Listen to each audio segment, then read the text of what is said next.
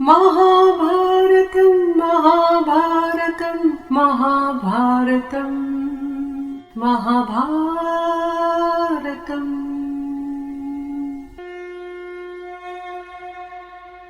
नारायणं नमस्कृत्य नरं चैव नरोत्तमं देवीं सरस्वतीं व्यासं ततो जयम् उदीरयेत्। अंतर्यामी नारायण स्वरूप भगवान श्री कृष्ण और उनके सखा नररत्न अर्जुन, उनकी लीला प्रकट करने वाली भगवती सरस्वती और उसके वक्ता भगवान व्यास को नमस्कार करके आसुरी संपत्तियों का नाश करके अंतःकरण पर विजय प्राप्त कराने वाले महाभारत का पठन और श्रवण करना चाहिए। महाभारत चैनल पर बहुत स्वागत है आपका। आपको बता दें कि महाभारत से जुड़ी सभी कथाएं आपको इस चैनल पर मिलेंगी बड़े ही रोचक ढंग से। तो महाभारत को लाइक करें, सब्सक्राइब करें और ज्यादा से ज्यादा शेयर करें अपने जानने वालों के बीच, और चैनल का बेल बटन दबाना न भूलें ताकि आपको अगली वीडियो का नोटिफिकेशन सबसे पहले मिले। अर्जुन से मिलने की इच्छा से चारों पांडव द्रौपदी की सहित बदरिका आश्रम में भ्रमण कर रहे थे। इतने में ही दैव योग से ईशान कोण की ओर से बहते हुए वायु से एक सहस्त्र दल कमल उड़कर आ गया। वो बड़ा ही दिव्य और साक्षात सूर्य के समान था। उसकी गंध बड़ी ही अनूठी और मनमोहक थी। पृथ्वी पर गिरते ही उस पर द्रौपदी की दृष्टि पड़ी। उसे देखते ही वो उस सौगंधिक नाम वाले कमल के पास आई और मन में अत्यंत प्रसन्न होकर भीमसेन से कहने लगी, आर्य, मैं वो कमल धर्मराज को भेंट करूंगी। यदि आपका मेरे प्रति वास्तव में प्रेम है तो मेरे लिए ऐसे ही बहुत से पुष्प लेकर आइए। मैं इन्हें काम्यक वन में अपने आश्रम पर ले जाना चाहती हूँ। भीमसेन से ऐसा कहकर द्रौपदी उसी समय उस फूल को लेकर धर्मराज के पास चली आई। राज महिषी द्रौपदी का आशय समझकर महाबली भीमसेन अपनी प्रिया का प्रिय करने की इच्छा से जिस ओर से वायु उसे उड़ाकर लाया था उसी ओर दूसरे फूल लेने के विचार से बड़ी तेजी से चल पड़े। उन्होंने मार्ग के विघ्नों को हटाने के लिए अपना सुवर्ण की पीठ वाला धनुष और विषधर सर्प के समान पैने बाण ले लिए और मतवाले हाथी के समान चलने लगे। मार्ग में चलते समय वे आपस में टकराते हुए बादलों के समान भीषण गर्जना करते जाते थे। उस शब्द से चौकन्ने होकर बाघ अपनी गुफाओं को छोड़कर भागने लगे। जंगली जीव जहां तहां छिपने लगे। पक्षी भयभीत होकर उड़ने लगे और मृगों के झुंड घबराकर चौकड़ी भरने लगे। भीमसेन की गर्जना से सारी दिशाएं गूंज उठी। वे बराबर आगे बढ़ते गए। थोड़ी दूर जाने पर उन्हें गंध मादन की चोटी पर एक कई योजन लंबा चौड़ा केले का बगीचा दिखाई दिया। महाबली भीम नृसिंह के समान गर्जना करते हुए झपटकर उसके भीतर घुस गए। इसी वन में महावीर हनुमान जी रहते थे। उन्हें अपने भाई भीमसेन के उधर आने का पता चल गया था। उन्होंने सोचा कि भीमसेन का इधर से होकर स्वर्ग में जाना उचित नहीं है, क्योंकि ऐसा करने से संभव है मार्ग में कोई उनका तिरस्कार कर दे अथवा उन्हें श्राप दे दे। ये सोचकर उनकी रक्षा करने के विचार से वे केले के बगीचे में से होकर जाने वाले सकरे मार्ग को रोककर लेट गए। वहां पड़े पड़े जब अवघाई आने लगी और वे जम्हाई लेने लगे तब वो अपनी पूंछ को फटकारते जाते थे। उसकी प्रतिध्वनि सब ओर फैल जाती थी। इससे वो महापर्वत डगमगाने लगता था और उसके शिखर टूट टूट कर लुढ़क जाते थे। वो शब्द मतवाले हाथी की गर्जना को भी दबाकर पर्वत पर सब ओर फैल रहा था। उसे सुनकर भीमसेन के रोए खड़े हो गए और वे उसके कारण को ढूंढने के लिए उस केले के बगीचे में सब ओर घूमने लगे। ढूंढते ढूंढते उन्हें उस बगीचे में एक मोटी शिला पर लेटे हुए वानर राज हनुमान दिखाई दिए। उनके ओठ पतले थे, जीभ और मुंह लाल थे, कानों का रंग भी लाल लाल था, भौहें चंचल थीं तथा खुले हुए मुख में सफेद, नुकीले और तीखे दांत और दाढ़ें दिखाई देती थीं। उसके कारण उनका वदन किरण युक्त चंद्रमा के समान जान पड़ता था। वे बड़े ही तेजस्वी थे और सुनहरे कदली वृक्षों के बीच में लेटे हुए ऐसे जान पड़ते थे मानो केसरों के बीच में अशोक का फूल रखा हो। उनके अंग की कांति प्रज्वलित अग्नि के समान थी और अपनी मधु के समान पीली आंखों से इधर उधर देख रहे थे। उनका शरीर बड़ा स्थूल था और वे स्वर्ग के मार्ग को रोककर हिमालय के समान स्थित थे। उस महान वन में हनुमान जी को अकेले लेटे देखकर महाबली भीमसेन निर्भय होकर उनके पास चले गए और बिजली की कड़क के समान भीषण सिंहनाद करने लगे। भीमसेन की उस गर्जना से वन के जीव जंतु और पक्षियों को बड़ा त्रास हुआ। महाबली हनुमान जी ने भी अपने नेत्रों को कुछ कुछ खोलकर उपेक्षा पूर्वक भीमसेन की ओर देखा और फिर उन्हें अपने निकट पाकर मुस्कुराते हुए कहने लगे, भैया मैं तो रोगी हूँ, यहाँ आनंद से सो रहा था, तुमने मुझे क्यों जगा दिया? तुम समझदार हो, तुम्हें जीवों पर दया करनी चाहिए। तुम्हारी प्रवृत्ति ऐसे धर्म का नाश करने वाले तथा मन, वाणी और शरीर को दूषित करने वाले क्रूर कर्मों में क्यों होती है? मालूम होता है तुमने विद्वानों की सेवा नहीं की। बताओ तो तुम हो कौन और इस वन में किस लिए आए हो? यहाँ तो न कोई मानवीय भाव रह सकता है और न कोई मनुष्य ही। यहाँ से आगे तो ये पर्वत अगम्य है, इस पर कोई भी चढ़ नहीं सकता। इसलिए तुम ये अमृत के समान मीठे कंद मूल फल खाकर विश्राम करो और यदि मेरी बात को हितकर समझो तो यहाँ से लौट जाओ। आगे जाने में व्यर्थ अपने प्राणों को संकट में क्यों डालते हो? ये सुनकर भीमसेन ने कहा, वानर राज आप कौन हैं और इस वानर देह को आपने क्यों धारण कर रखा है? मैं तो चंद्रवंश के अंतर्गत कुरुवंश में उत्पन्न हुआ हूँ।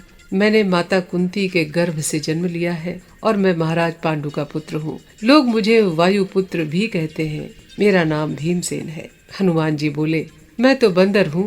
तुम जो इस मार्ग से जाना चाहते हो सो मैं तुम्हें इधर होकर नहीं जाने दूंगा। अच्छा तो यही हो कि तुम यहाँ से लौट जाओ, नहीं तो मारे जाओगे। भीमसेन ने कहा, मैं मरूं या बचूं, तुमसे तो इस विषय में नहीं पूछ रहा हूँ। तुम जरा उठकर मुझे रास्ता दे दो। हनुमान बोले, मैं रोग से पीड़ित हूँ, यदि तुम्हें जाना ही है तो मुझे लांघ कर चले जाओ। भीमसेन बोले, ज्ञान से जानने में आने वाले निर्गुण परमात्मा समस्त प्राणियों की देह में व्याप्त होकर स्थित है।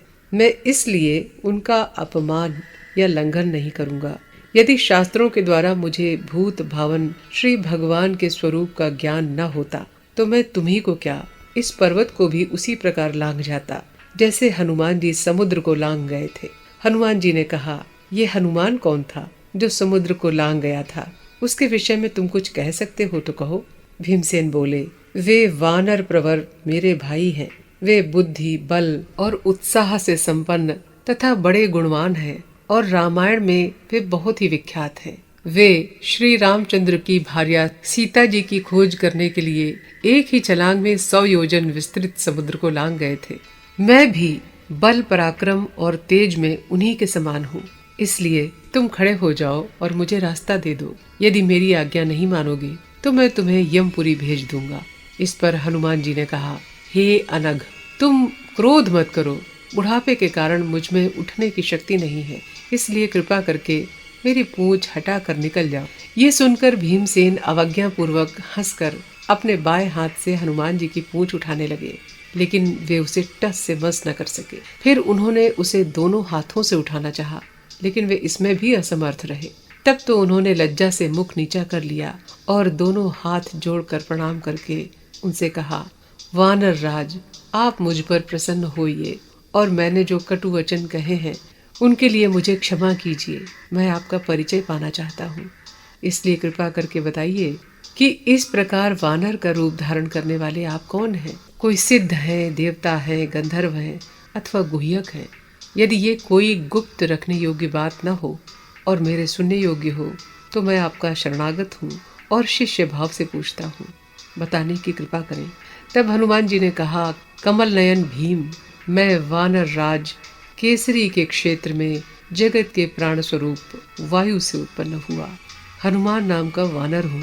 अग्नि की जैसे वायु के साथ मित्रता है, उसी प्रकार मेरी मित्रता सुग्रीव से थी। किसी कारण से बाली ने अपने भाई सुग्रीव को निकाल दिया था। तब बहुत दिनों तक वे मेरे साथ ऋष्यमुख पर्वत पर रहे थे। उस समय दशरथ नंदन भगवान श्री राम पृथ्वी तल पर विचर रहे थे। वे मानव रूपधारी साक्षात विष्णु ही थे। अपने पिता की आज्ञा का पालन करने के लिए वे धनुर्धरों में श्रेष्ठ रघुनाथ जी अपनी भार्या और छोटे भाई लक्ष्मण के सहित दंडकारण्य में आए।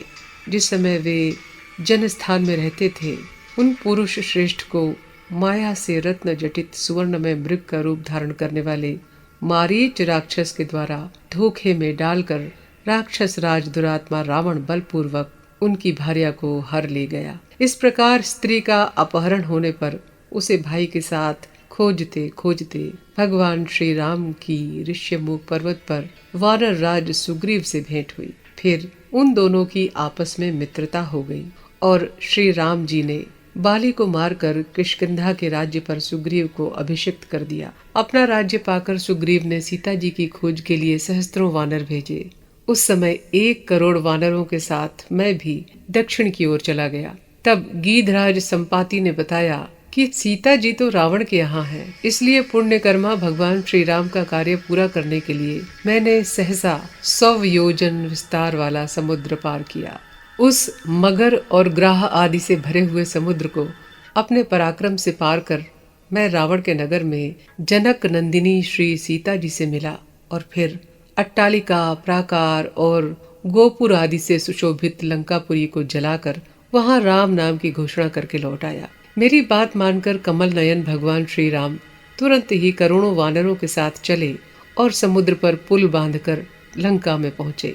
वहां उन्होंने संग्राम में समस्त राक्षसों को और संपूर्ण लोगों को रुलाने वाले रावण को उसके बंधु बांधवों के सहित मारा और अपने आश्रितों पर कृपा करने वाले परम धार्मिक भक्त विभीषण को लंका के राज्य पर अभिषिक्त किया।